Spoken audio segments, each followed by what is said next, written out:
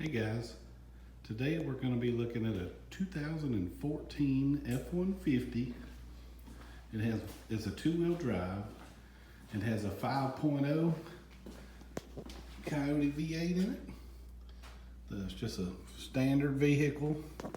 There's a million of them on the road. On the dash it is showing low oil pressure on the message center. So we're going to take a look and see if the oil pressure sending unit on the engine is leaking. Sometimes they'll leak oil through the sensor, and that means they're bad. So we're gonna take a look at it and see what we can find. All right, the first thing we're gonna do, since it's showing low oil pressure, is we're gonna check the oil. And the oil is on the driver's side. It's the little yellow loop dipstick. Gonna check it and see if we've got see if we're full of oil. Because if it ain't got no oil in it, it's definitely not gonna have any oil pressure. And the oil is not only clean, doesn't look like it has metal in it.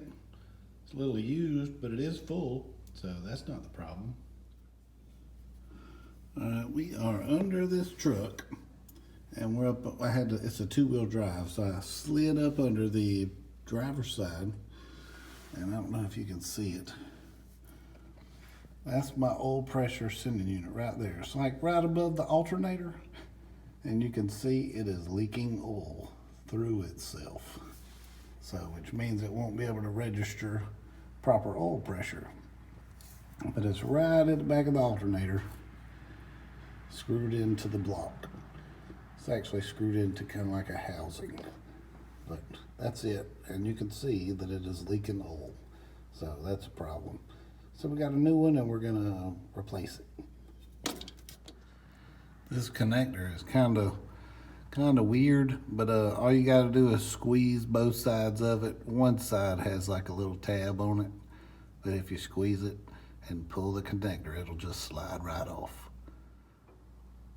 All right, guys, whenever you get it unplugged, I went ahead and sprayed my connector with some brake cleaner to get all the oil out of it.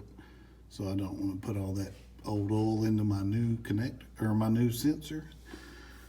But if you notice, this thing isn't tightened all the way down. It's a pipe thread fitting, so don't tighten it all the way down, you'll break it. It's only meant to be snugged up. That's why it has all the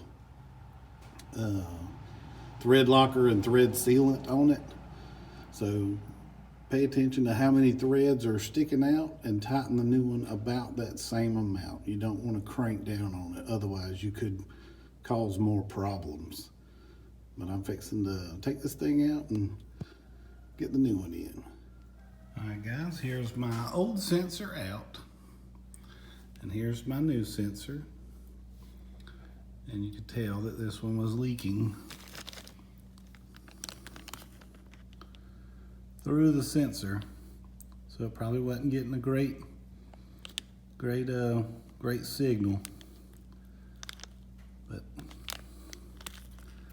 that's going to be your problems 99% of the time. If you have a leaking sensor on oil pressure, it's going to need to be replaced.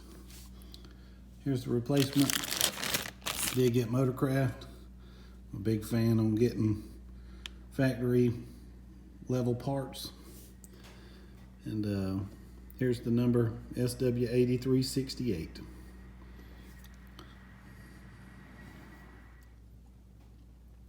All right, I started it in the threads, just finger started it.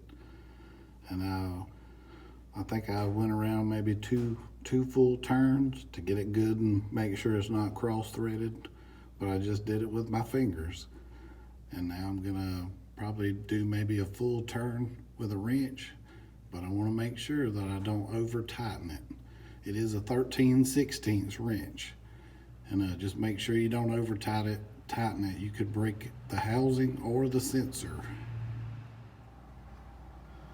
All right, guys, I've got it tightened down. The new sensor did require a 7/8, but the old one came out with a 13/16. It's probably metric, and but I was able to do it with a 7/8. I'm not sure what size metric wrench will work on it. All I brought was standard.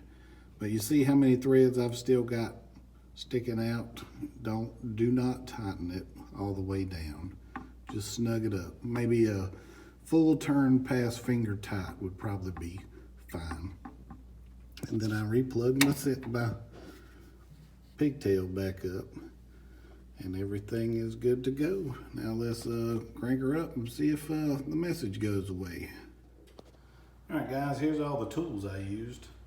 I used one paper towel, a 7/8 wrench, and a 13/16 wrench, and a can of brake parts cleaner.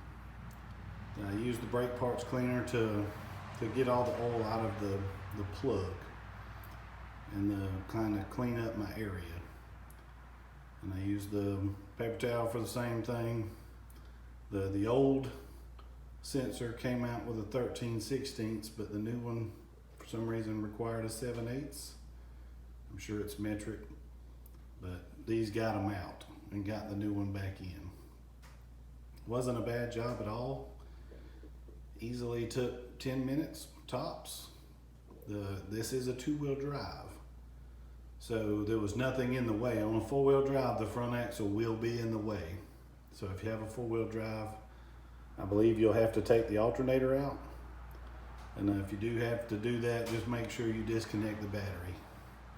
I always recommend disconnecting the negative side of the battery anytime you do anything on a vehicle.